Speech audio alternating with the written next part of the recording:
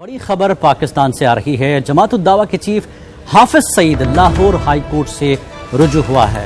हाफिज सईद ने लश्कर-ए-तैयबा का सरबराह होने से इनकार किया है और अल-कायदा या दूसरी ऐसी तंजीमों से मेरा कोई ताल्लुक नहीं, हाफिज सईद ने कहा है। बड़ी खबर पाकिस्तान से।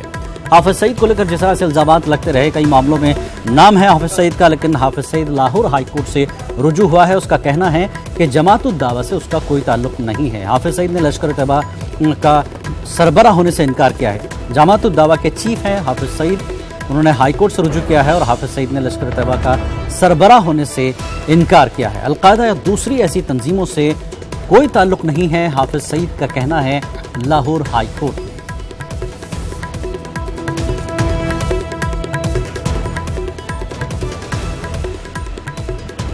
बड़ी खबर इस वक्त की पाकिस्तान से। जमात-उद-दावा के chief Hafiz Saeed Lahore high court से रुजू हुआ है और हाफिज सईद ने लश्कर-ए-तैयबा का सरबराह होने से इनकार कर दिया है और अल-कायदा या दूसरी ऐसी तंजीमों से मेरा कोई ताल्लुक नहीं है, हाफिज सईद का कहना है लाहौर हाई कोर्ट में।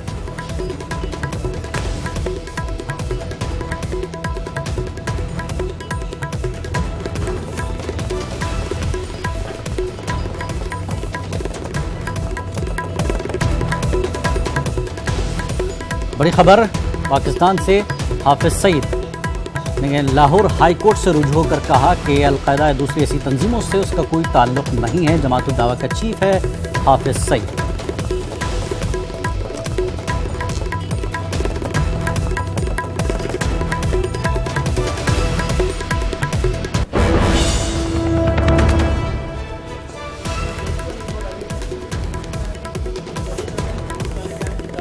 तो ये बड़ी खबर हाफिज सईद, आप स्क्रीन पर देख सकते हैं। जमात-उद-दावा का चीफ है हाफिज सईद, कई मामलों में मुलविस है और हिंदुस्तान ने कई मामलात में इल्ज़ामात रखे हैं, पाकिस्तान को कई चीज़ें बताई हैं, लेकिन लाहौर हाई कोर्ट में रुजू होकर जमात-उद-दावा के चीफ हाफिज सईद ने कहा कि लश्कर-ए-तैयबा का सरबराह होने से उन्होंने इनकार किया है और अल-कायदा ऐसी दूसरी तंजीमों से किसी तरह के ताल्लुक़ होने से इनकार किया है हाफिज सईद ने।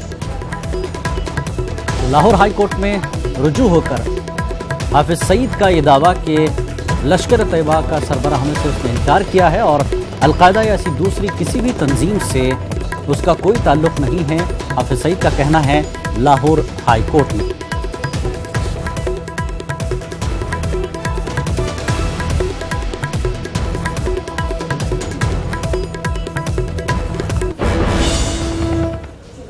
दफ्तर की अहम जानकारियां लीक न हो, इसके लिए वजारत दाखिला के लिए हुकाम के लिए नई सोशल मीडिया पॉलिसी मुरतब की गई है और 24 सफ़हात पर मुश्तमिल नई गाइडलाइंस के मुताबिक दफ्तर के कंप्यूटर और मोबाइल पर सोशल मीडिया का इस्तेमाल करने से हुकाम को परहेज़ करने के लिए कहा गया है और हत्ता कि खुफिया जानकारियों पर इंटरनेट से जुड़े कंप्यूटर पर काम न करने की हिदायत भी दी गई है।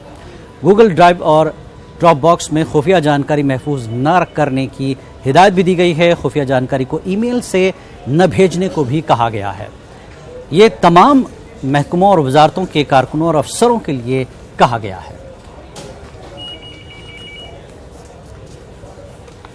और इस पूरे मामले पर आइए मजीद जानकारी के लिए बात करते हैं। हमारे नुमाइंदे शैलेंद्र मांगू जुड़े हुए हैं। शैलेंद्र, जिस तरह से नए अहकामात दिए गए हैं कि क्या गाइडलाइंस की वजह क्या है, क्या कुछ हुआ है जिस तरह से ये गाइडलाइंस दी गई है? नहीं जिलानी, आपको बता दें कि आए दिन जिस तरह से गवर्नमेंट की वेबसाइट्स को हैक करने की कोशिश की जाती है, उनको डिफेस करने की कोशिश की जाती है, कुछ मैसेजेस जो एंटी नेशनल मैसेजेस उन पे हैक करके डिस्प्ले पे डाले जाते हैं। और आपको बता दें गवर्नमेंट के असेसमेंट के हिसाब से हर रोज करीब 30 ऐसे अटेम्प्ट होते हैं जहां पर गवर्नमेंट वेबसाइट्स को हैक करने की अटेम्प्ट होती है फॉरेन डोमेन से। तो ऐसे में होम मिनिस्ट्री ने एक गाइडलाइन तैयार की है, 24 पेज की गाइडलाइन है, जिसमें ये कहा गया है कि किस तरह से एहतियात बरतनी चाहिए, क्योंकि जो भी कॉन्फिडेंशियल डेटा है या क्लासिफाइड जो इंफॉर्मेशन होती है उसको किस तरह से बचाया जाए ताकि वो पब्लिक डोमेन में ना जाए या उस पर स्नूपिंग ना हो पाए।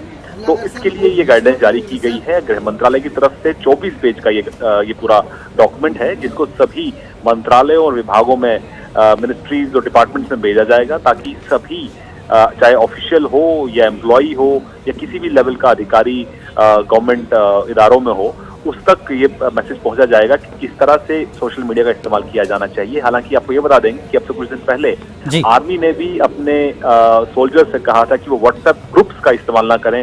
व्हाट्सएप ग्रुप्स में इंफॉर्मेशन लीक हो सकती है और जो व्हाट्सएप ग्रुप्स में वो शामिल है उनसे उनको बाहर चले जाना चाहिए। और उसी तरह से इसके बाद अब सेंट्रल गवर्नमेंट की तरफ से भी ये गाइडलाइन जारी किए गए हैं, जिसमें कहा गया है कि ऑफिस का जो डेटा है, जो कॉन्फिडेंशियल डेटा है, वो ऐसे सिस्टम पर उसका इस्तेमाल ना किया जाए, ऐसे सिस्टम पर उस पर काम ना किया जाए जो कि इंटरनेट से जुड़ा हो, जिसपे जो कि लीक होने का जिसपे खतरा हो। और वहीं साथ ही साथ पेन ड्राइव को लेकर भी इसमें जारी किए गए इंस्ट्रक्शन कि पेन ड्राइव का इस्तेमाल ना किया जाए और डेटा को ऑफिस से बाहर पेन ड्राइव पर लेकर ना जाया जाए। तो ऐसी तरह की तमाम गाइडलाइन डिटेल में इसमें दी गई है, पासवर्ड से लेकर बाकी जो टेक्निकल डिटेल्स हैं कि वाईफाई का इस्तेमाल कैसे किया जाना चाहिए, तमाम पहलुओं पर इस डॉक्यूमेंट में बात की गई है।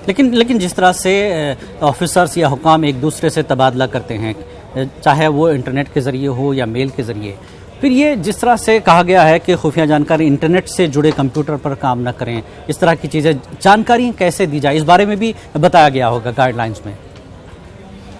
देखिए, जाहिर तौर पर इसमें कुछ ऐसे क्लॉज भी हैं जिसमें कहा गया है कि जहाँ पे ऑथराइज्ड ऑफिशियल्स हैं उनको एक्सेस मिल सकता है अपने फोन पर, वो सोशल मीडिया का इस्तेमाल कर सकते हैं, लेकिन सभी के लिए ये नहीं है।